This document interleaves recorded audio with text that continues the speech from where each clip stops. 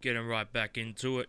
We're back at Sen's Fortress, and there's little overbranching branching areas that we haven't particularly discovered. This area to the side here is pretty useless. Not sure why it's here. Checking for any illusory ores, no, doesn't seem to be any. I'm gonna head on back out.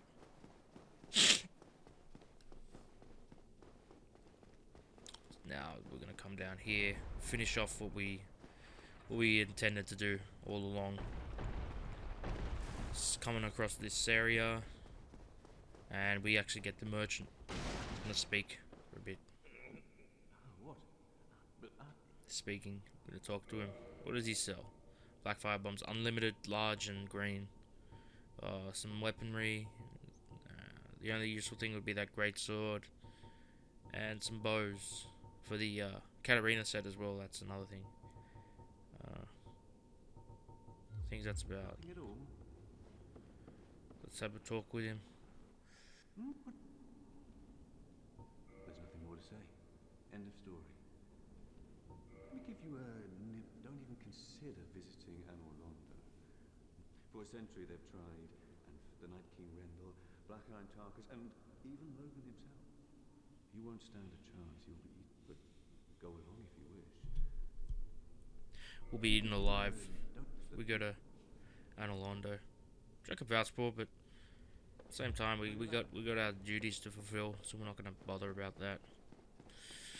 He's probably been here for his whole life. He hasn't even gone past Sen's Fortress because the gates to Londo have been shut for millennia.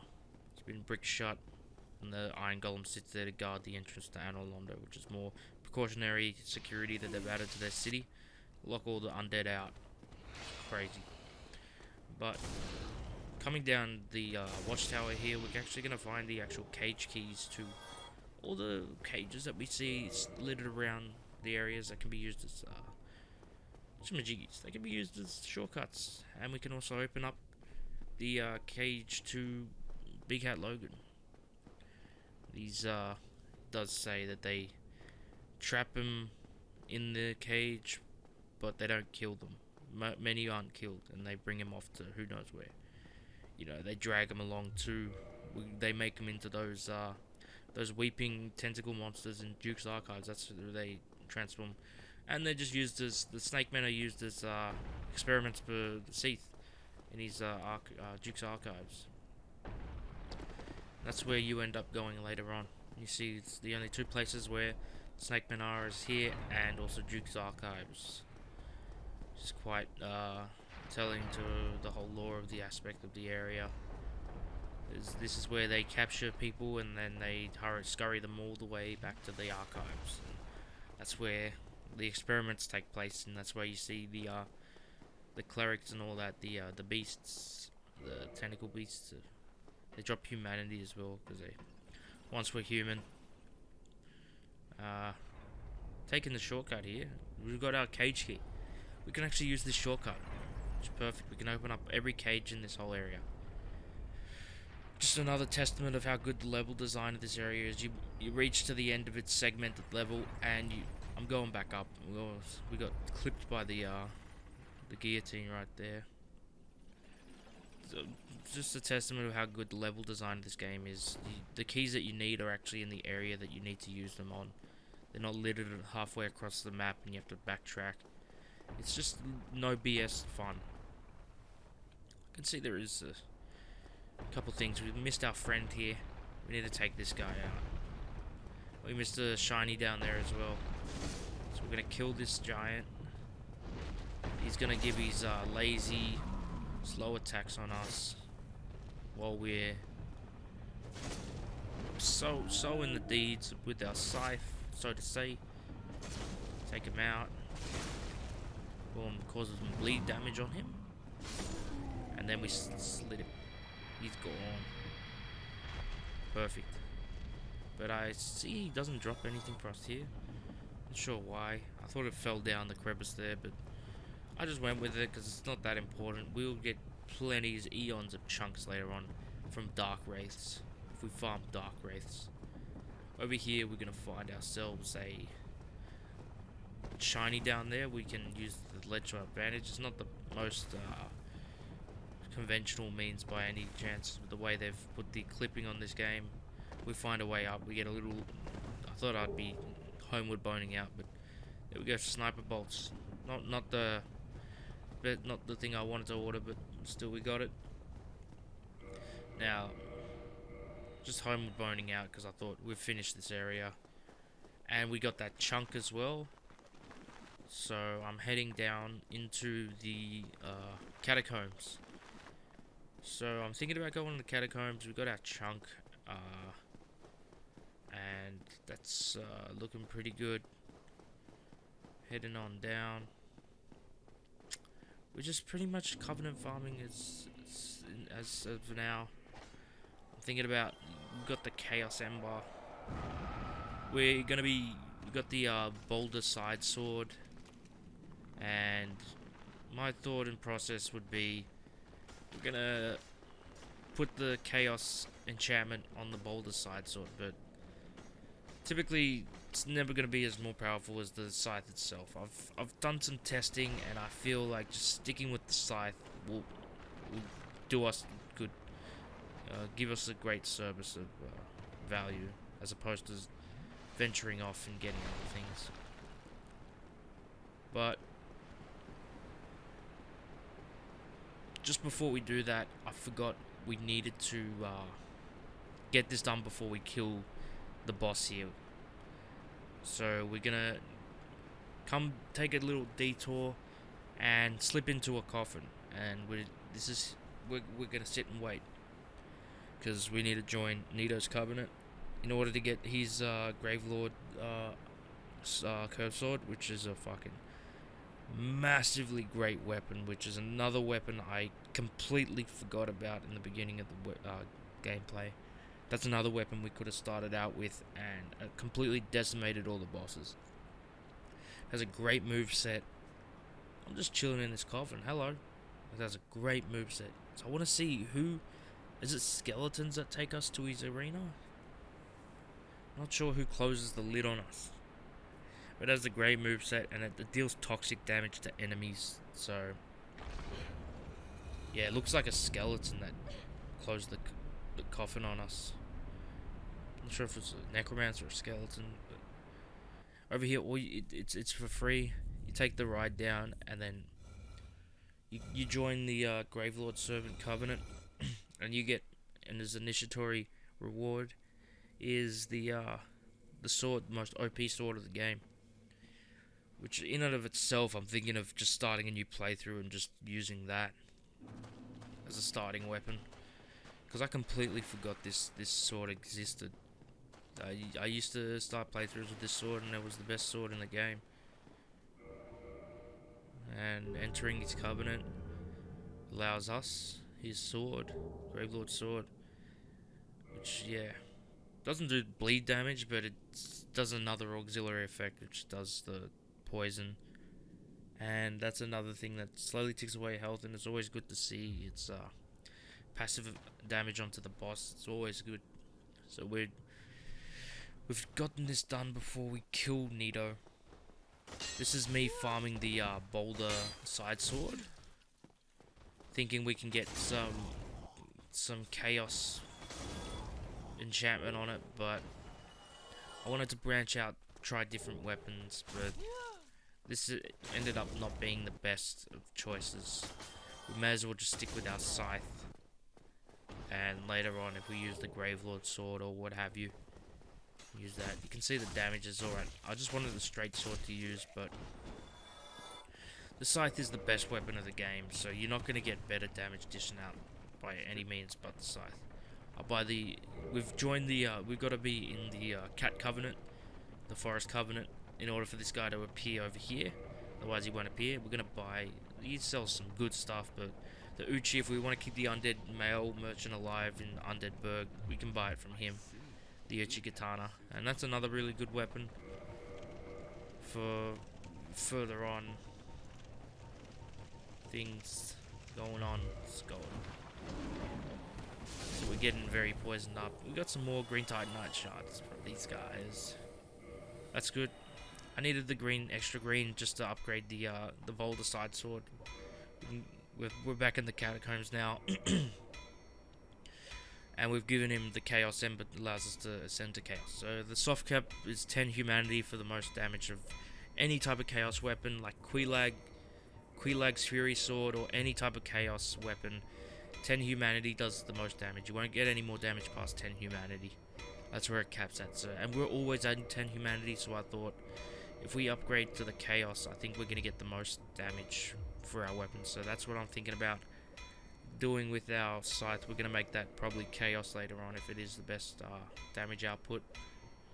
I guess that's why Great Dad uses the Chaos area, because it's a good level 1 type of enchantment, because it bases itself on how much humanity you have. And right here I've expended that one red Titanite chunk we got from the Black Knight the previous episode in the Undead Asylum, the one that we missed. I was thinking of expending it straight onto this Fire Boulder Sword, and I ended up doing it, and I thought we'd be getting much more damage out of that. But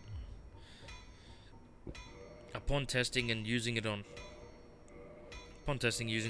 enemies, the scythe slaps way more ass than the Boulder Sword in terms of DPS. So we're just wasting our time at that point, just for a different moveset. I'm just upgrading our Uchi to get it to fire. Let's see, we need to buy 2 more. For safeties, to buy 3. So back to, see, I got so much stuff in my inventory. Let's make it up to the desired amount and turn that fire, because we got a +5 fire. We got those slugs drop so many green shards. It's not funny. We can just farm them all day. So 5 drops a piece is way better than the 1 large Titanite. We don't even need large Titanite, to be honest, because we can buy it infinitely as well. Instead of, if we're low on money, we can just farm for the green. Green's not needed early on. Right, we got everything we needed. Before resting at any bonfire, I think it's best just a homeward bone out back to the undead. And here we got to equip some type of, I'm running around without any type of pyromancy. Equip some pyromancy there. It's looking pretty good, shaping up pretty well as of now. So right now I'm thinking, trying to think of anything before Sense Fortress that we needed to tick off the list. In my opinion, we still needed to get the moveset's alright, but at the same time it's at a detriment of, it's not the highest tier weapon. It's not going to dish out the most DPS for us in order to save time and kill bosses efficiently. The Great Scythe is obviously going to be my baby for the rest of the playthrough. Checking out the damage we dish out, 180. We're still one-shotting these guys, but 183 versus 300, or 257 versus 400, you know, for a critical or riposte, it's just, you know what to choose. And you can just do running attacks with the scythe to get the quick successive hits. It's perfect. Which reminds me, I do need to get my production scaled up pretty high. Like, we're dishing out these episodes, but there's no telling when I'm going to stop uploading videos to YouTube. Just for the simple fact is, it's just, I feel it's not really something that I have a passion for or lacking of. I see a lot of people creating content and they're getting lots of views and they're putting so much hours into their content, and it's something I could do, but it's at the same time it's frustrating and debilitating having to work the algorithm. And as much as I appreciate every view and every view counts, this will be sitting here as a catalog forever. If anyone wants to go back and revisit, this is just a really beautiful playthrough, 60 FPS, 1080p, HD playthrough of Dark Souls. Not 4K. I don't have a 4K monitor. I've actually resulted in not getting 4K, keeping with 1080p, just over performance enhancing of competitive games. I've got a 244p monitor, I've got much higher frame rate over 4K, which I've always rendered my videos to 1080. I haven't gone anywhere past 1080p, one, because probably my computer can't handle it. It's a 1070, not a TI, it's just a normal 1070.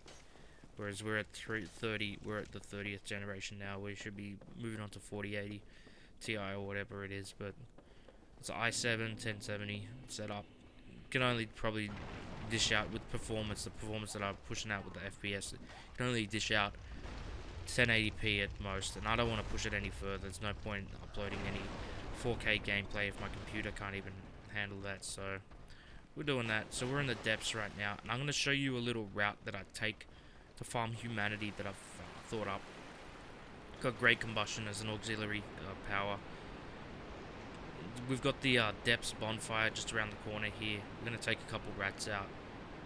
But as I was saying before, this will just sit here like as a catalog if whatsoever, if someone's bored and they feel like watching something or just putting something on the TV, Dark Souls related with commentary, talking about the themes of Dark Souls while they're like eating food or whatever they want to do, or whatever, if they feel bored and they want to chuck on a playlist, and this will be here. It's probably about a couple hours worth of content, like 5-6 hours worth of content of Dark Souls related shit. So what's 1/3? Let's see. So I guess it's half 6. Yeah, probably 5 to 4 hours worth of content I'm gonna deliver. I can keep going, but at the same time, I'm dishing out like a lot of penalties for myself in terms of sometimes I just don't feel like I don't enjoy it or whatever that have you. I enjoy it being there, but like the process of staking out the time to do anything these days, I've just fallen into the most depressive, unproductive rut in my life, and it's just calling back to when I was younger, when I used to be so like, unproductive. So these guys, this is the route to humanity farming. We want to come through the bonfire there. I've actually skipped ahead past 30. We're actually farming 30 humanity right here, and we're just gonna go straight past, take out the rats there, and then we're gonna come around. It's a giant loop that we're doing. So even if you don't have any homeward bones, this can be done early game if you need early humanity. These rats are relentless. They're not giving in to me. Trying to heal up. Is this really happening? Let's just quit out. If you ever get into a situation like that, just quit out. You're stun locked to death. Heal up a bit. There we go. There's rats in here as well. There's a bounty of rats to farm humanity from. So if you follow the loop that I take, this is a great loop to farm any humanity for any covenant or whatever. It should take at least an hour, maximum an hour to get 30 humanity, and that could be for every covenant. Super efficient, super effective. There's one humanity right there. Right now we got 28 and 20 humanity. So we're gonna go back. But if you kept going around the corner there, you would have looped all the way back to the bonfire area where the giant rat would be. It's just a sufficient run. So now that we got our 30 humanity on our character, I didn't want to show the farming because this video will turn into like a hour-and-a-half video or 2-hour video if I showed farming, and that I wouldn't want to cut up the farming because the whole fun part of the farming is the routing of it. So I wanted to show you just the very end of the farm and what I got. So we went from like 10 humanity to 30, not including the stuff that we're holding on our what's it called, the soft humanity that we have on our persons, the liquid humanity. The humanity that we're holding that hasn't been popped yet, that's was 10 before, or 12 if you count the twin humanities, and now we farmed it up to 30. So now we can expend all our humanity to get ourselves the dark set. We're gonna go to Keith. Oh yeah, this guy's gonna follow us. Take him out. The shield, they just bump off the shield and then it gives you an opening to hit him with a counter attack. So they take the extra damage from. And I'm using the boulder sword, which actually proved ourselves to be quite fun and useful down farming the rats, because it still one-shots them, but with later bosses it's not going to do the best damage, but it's still a fun side weapon to have when farming if you want to just dish out a couple hits. So we're going to keep it on us, keep upgrading it. We're going to get like soon, if we're pushing through these episodes, we're gonna get a bunch of chunks. Like, we're farming those freaking chaos eaters, and we're gonna get a lot of chunks, especially if we're trying to get those slabs, those red slabs. This is essentially turned into a fire breeder character, so I never knew I'd push it towards that area. I thought we were gonna be using the demon hammer, the well-earned demon hammer that we had. So I've preemptively chucked on the abyssal ring, just for the sheer fact I know where we're going. We're going down to Caith. So right now we're going to make our way down to the new Londo Ruins. And I'm showing the traversal because it just gives you a sense of insensibility of the fact that this game was just before the Lord Vessel was just walking around. And it's really pure aspect of the game, is showing just traversing different parts and then having a great sense of appreciation when you do get the privilege to actually warp around. It's something I don't want to haul away from. I don't want to call away from that. I want to give the actual sense of exploration and sensibility of the open world of itself being so interconnected that it is pretty fun to traverse through. Like, it's not a chore to run from place to place where they're so interconnected. It's just, you know where you're going and you know how to get there. And that is an aspect of the game itself that brings pleasurable enjoyment from when you're playing, is feeling like you're so you got everything so well planned out in your head that you can plan out the route and collect everything along the way with it. It's pretty great. Instead of warping from one place to another, you can just foul sweep everything that you get. Trying my luck, no luck here, trying to get a slab with our serpent ring on. This we took off the traversal ring because the Covenant of Artorias. So then I realized we could just kill a couple of dark wraiths on the way there to see if we can get a slab. But obviously that's wishful thinking. It's turned very no backstab. Can't even connect the backstab. But, oh, there it is. And you'll see right now my reasoning for keeping the scythe on is that took a couple hits right there, whereas we can just take him out with 2 hits with the scythe. So you'll see why I ended up keeping the scythe on. I'm gonna take this guy, route him out. Is there any chance for a powery? No. So again, just don't be if you're enjoying this series, I really appreciate that. I want to keep going all the way to the end. At the same time, I'm just not sure if it's really chalking up the way it should be. At the beginning it was fun, but now it seems like it's spinning out of control. And I feel like I could be here for like the rest of the year doing playthroughs, but it's just not really ambitious for me. There's a lot of time. Alright. It's not going to drop anything. I love the notoriety of making YouTube videos. I love people commenting, and it's really great. But at the same time, I'm just thinking relatively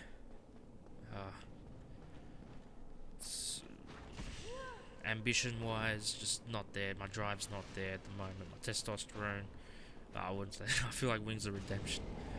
That's all good. Hormones are good, man. I mean, in my head, the drive in my head is fucking really low. It's very depressed, like Kurt Cobain style. Not feeling it, man. Sometimes when I wake up, I just feel like, why am I even here still? Do I have to wake up and eat, and do I have to fucking breathe again, and I have to set my alarm for the next morning again? How many times do I have to do this before it all finishes for itself? That's why a utopian type of sense of living would be great for me, like where it's just live off the land, and probably like a cult, like a Branch Davidian type place. See, it never ends well, but I'm not really for that as well. I'm not saying that's, oh, we got some chunks. I'm not saying that's the best fucking way to live, but it's something where you're pretty much bringing heaven to the earth, and you don't have to worry about any bullshit anymore. This life's too short to worry about anything. That's what I'm saying, bro. We're getting older, and soon we're getting closer to death's door. We're getting closer to death's door, and we're still doing the same shit we've been doing for the fucking our whole life. We need to fucking start appreciating the finer points in life. We gotta stop worrying about just the petty bullshit of the worries and anxieties, responsibilities that life throws at you. If we live careless, I wish I could throw away that care of growing older. That would be the best thing, and just not worry about what tomorrow will hold. But at the same time, that thought brings anxiety in of itself. Because if I start thinking like that, then I'm a very organized person. I'll start thinking, I need to get something sorted and do something. But if I could just live, ignorance and bliss, fucking hell, man, this world is just, it's not all what it chalks up to be at the end of the day for some people. It's just it's raw volatile to the extreme points, the halfway through it. It can bring a lot of people joy, but at the same hand, it'll slap someone with a lot of anxiety and hate. It's crazy. We've just popped up all our humanity.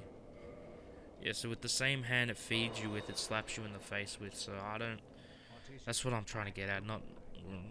Let me just rephrase that. With this world, it brings a lot of people joy. With the same hand it feeds you with, it'll slap you that food right out your mouth with. So I'm not sure what this is all chalked out what it's meant to be. Yo, this is fucking dark, man. I'm not talking about this shit, but I'm saying, like, for real, man. Like, sometimes it can get to you, but we gotta stay strong, man. We gotta stay strong. We've just gotten all our covenant items right now, 30 humanity. I'll see you guys in the next episode as well. We're gonna chalk this one up right now. Down here we can warp anywhere we want to go. We can go anywhere. I'm thinking about the Undead Parish now. So we're gonna pass through, finish up the area. So I guess that's it, guys. I'll catch you on the next one. Alright, see ya.